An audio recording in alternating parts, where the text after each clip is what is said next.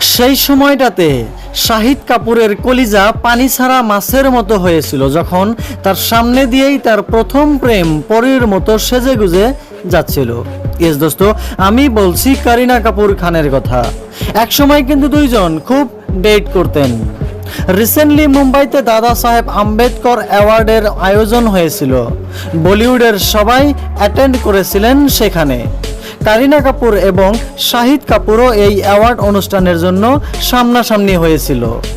Kareena Kapoor golden কালারের লেহেঙ্গা পরেছিলেন, খুব সুন্দর দেখা যাচ্ছিল তাকে। সেই সাথে শাহিদ কাপুরও ব্ল্যাক কালারের শুটে বহুত হ্যান্ডসাম দেখা যাচ্ছিল। শাহিদ কাপুর ফিল্ম মেকার রাজ এবং টিকের সাথে রেড কার্পেটে পোজ দিতে দেখা গিয়েছিলেন। তখনই শাহিদ কাপুরের ex girlfriend Kareena Kapoor entry করেন।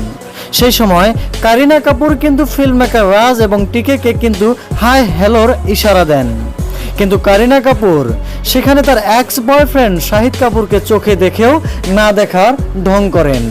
কিন্তু শাহিদ কাপুর করিনাকে দেখে স্মাইল মানে হেসে দিয়েছিলেন।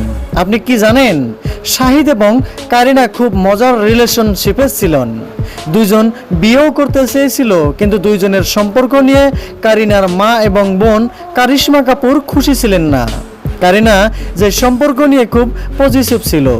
একসময় তাদের ব্রেকআপ হয়ে যায়, কিন্তু তাদের ব্রেকআপের জন্য খবরও জানা যায় যে করিনা এবং সাইফ আলীর সাথে অ্যাফেয়ার ছিল। যখন শাহিদ কাপুর তাদের অ্যাফেয়ারের বিষয়ে জানতে পারেন তখনই ব্রেকআপ করেন। কিন্তু এই ভিডিও ভাইরাল হওয়ার পর করিনাকে পুরাই ট্রোল করতেছেন সকলেই।